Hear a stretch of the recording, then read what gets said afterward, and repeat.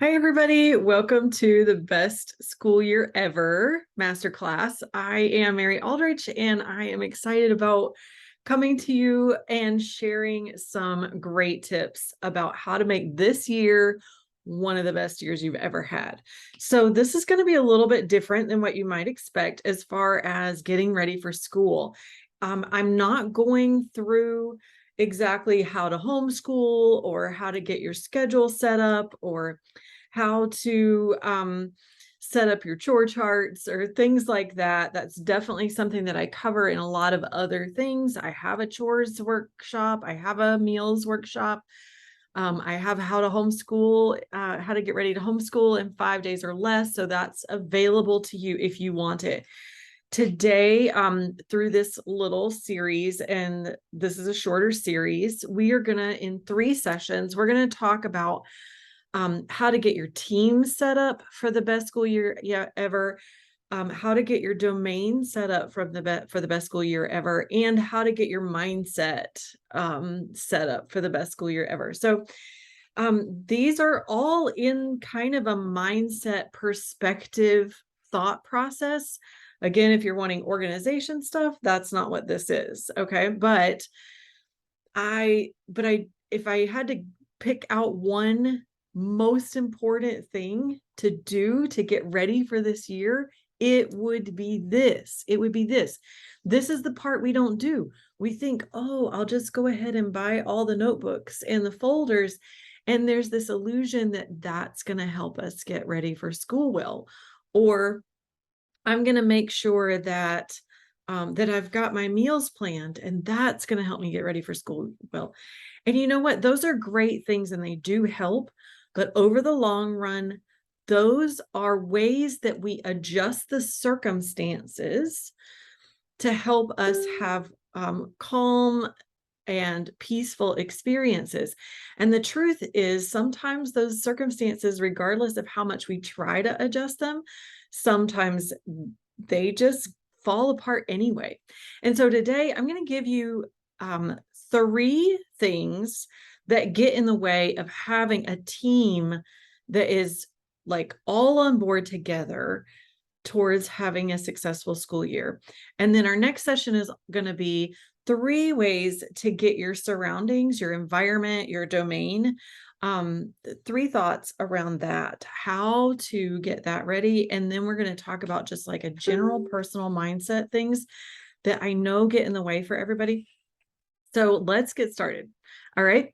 Today, we're going to talk about your team and the relationships that you have with them, and what are the 3 biggest roadblocks with the people around you. So when I say your team, I mean like your husband, your kids, and anybody else that you count on for help or for support as you're moving into the school process, right?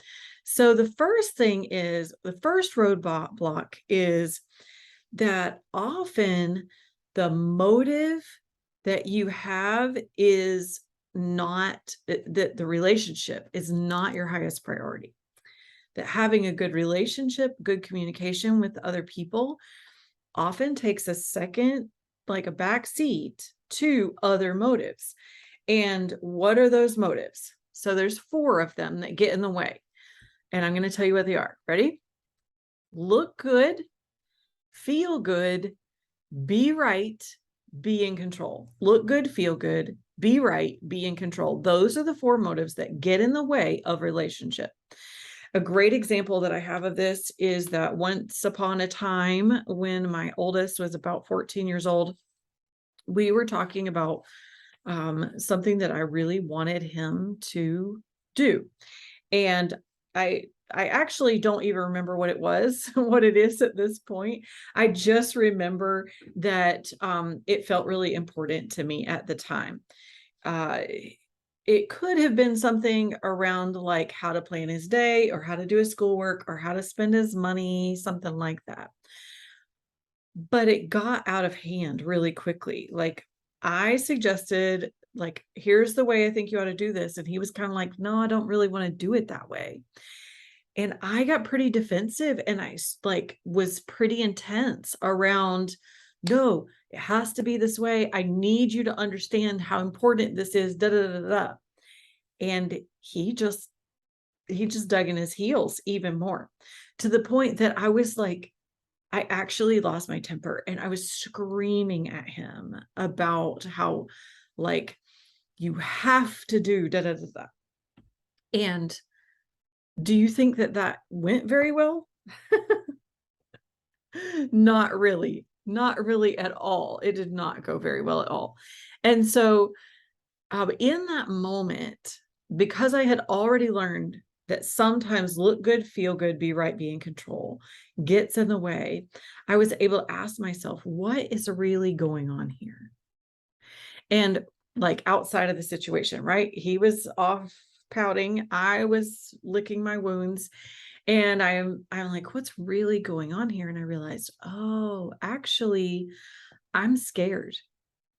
Like, I have been down the road that he's going down, and I know it's not a good road. And so I am concerned that if I don't find out what, if I don't make him understand what actually needs to happen here, then he's going to go down the wrong road and a disaster is going to happen. And so, in order to prevent him from going down this road, I must control the situation. And so my control got in the way, and it got in the way of that relationship. When I realized that's what was going on, I went back to him and I said, okay, hold up. Let's pause this disaster of a conversation, and let me tell you what I know is going on. And I just had a chance to share with him, like, look, I'm actually really scared because I have seen how this goes.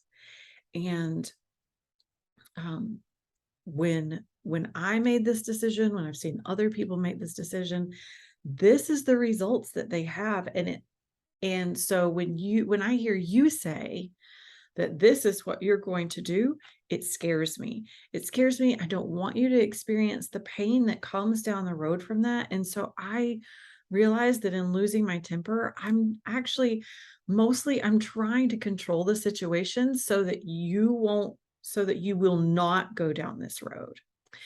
And the thing is that we had a beautiful conversation, and all of a sudden he was able to be compassionate. Like, I get why you're scared. I understand how that experience impacted you. And thank you for sharing it with me. And I personally got to get really clear about, am I going to let him make this decision on his own? Or is this a choice that I am going to make for him? And I realized it wasn't a choice I wanted to make for him. It was a decision I wanted him to make on his own.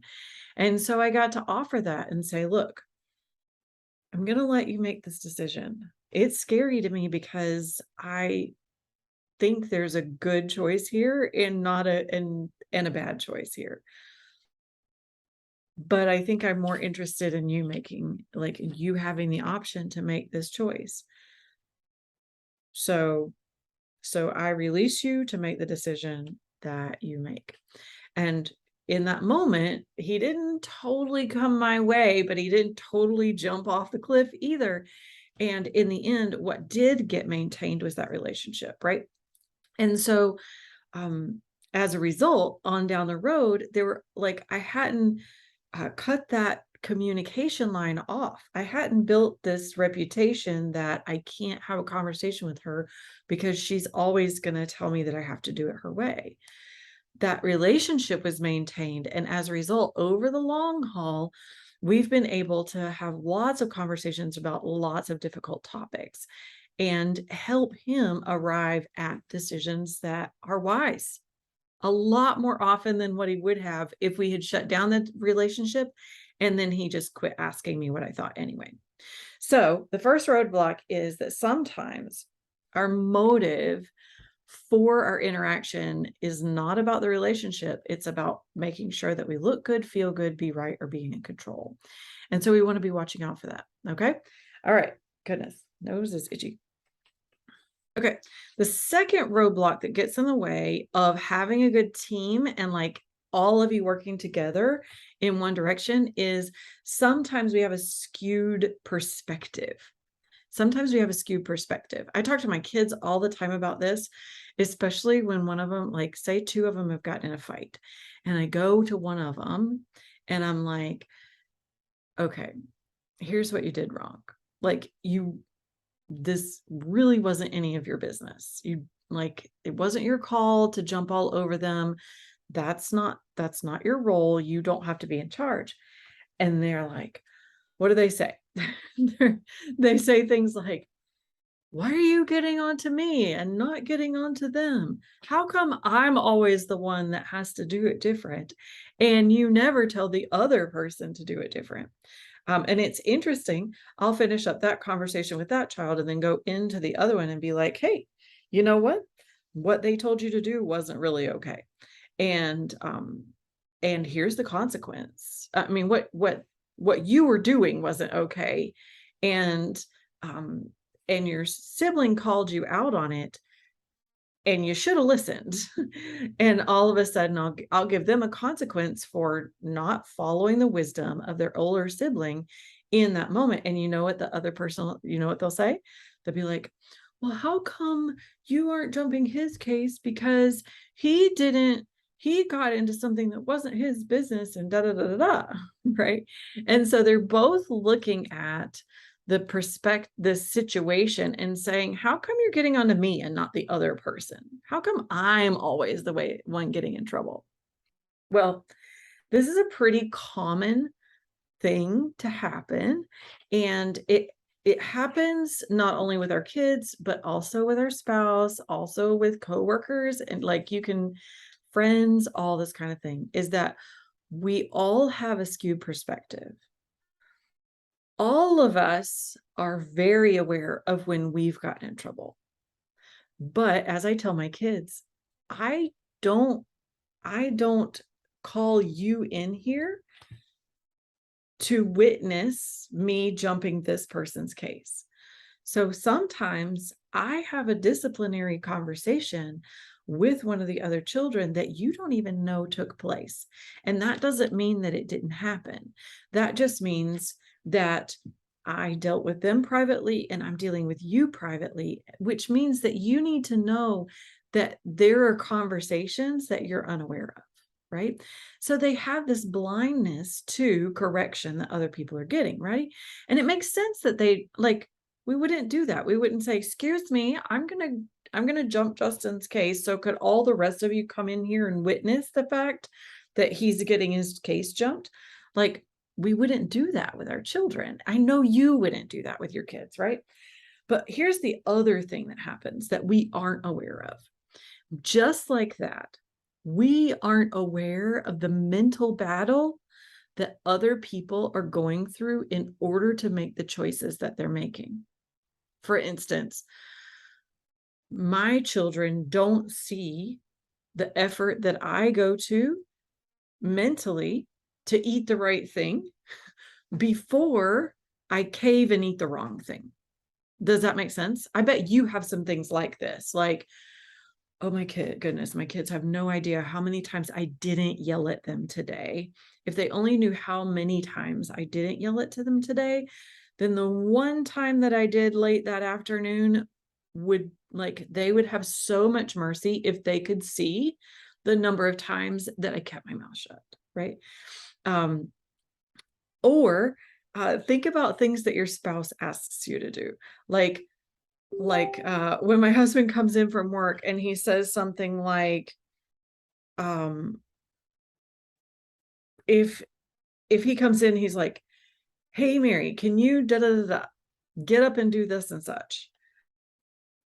Sometimes in my mind, I get annoyed thinking I just sat down, but he doesn't know that. He doesn't know the amount of effort. And if he had the whole picture, right, he might come in and be like, oh my goodness, she has been up all day. She's had 8 people ask her questions.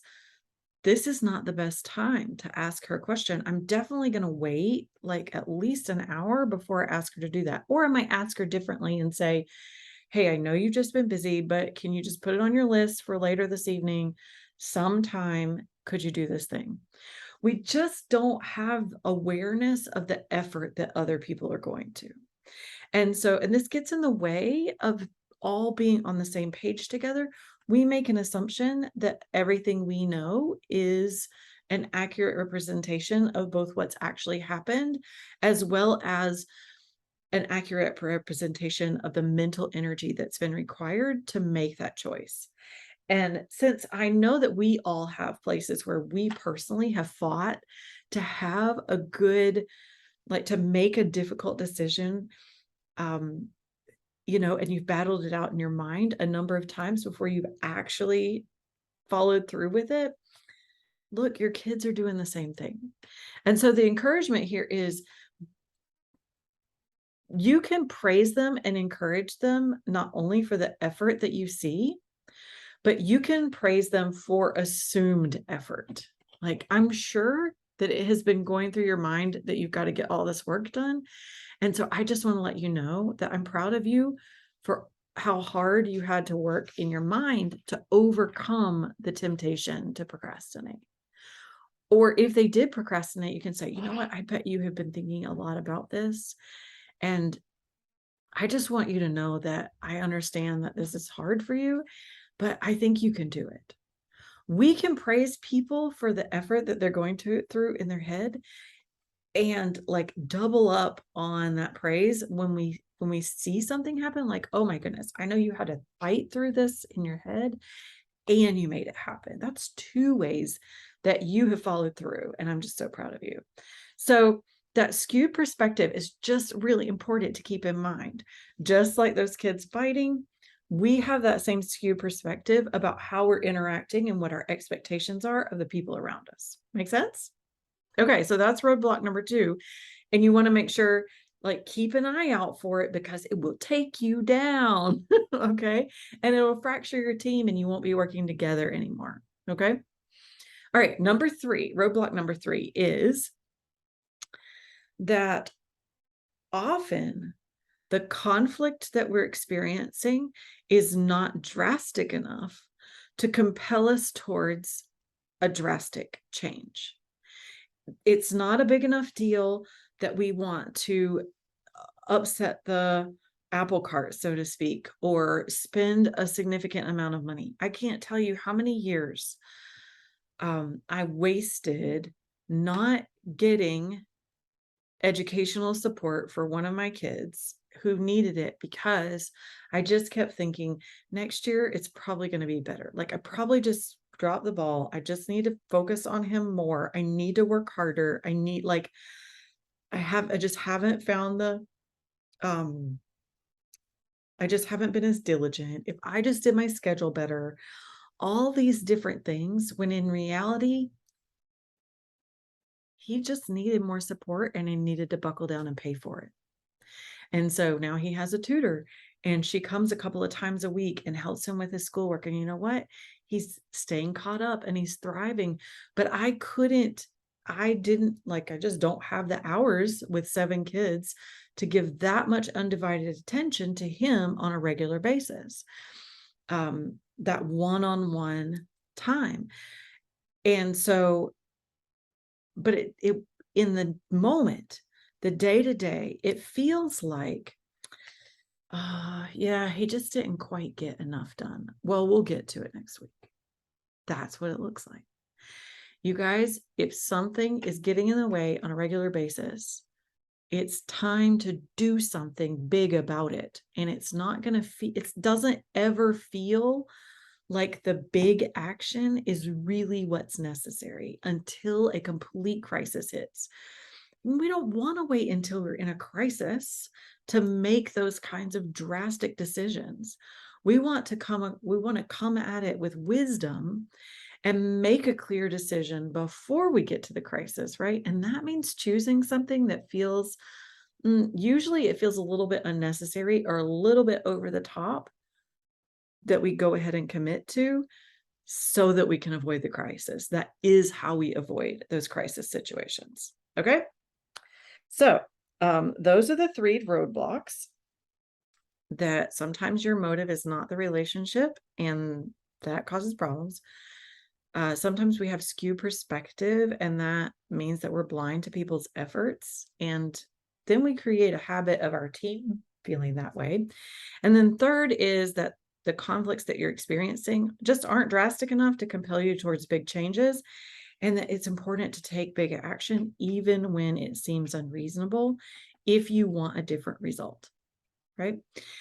Then the number one secret for how to help your team thrive through this school year is if you will take care of your own mental health first, your own mindset, your own preparation. If you will do that, even when it feels like you don't have time, even when it feels like it's not the schoolwork that's getting done, even when you feel like you're taking time away from the family in order to invest in that, I promise you, I have had to learn this lesson so many times the hard way, that if you aren't on your mental game, you can't help other people get there.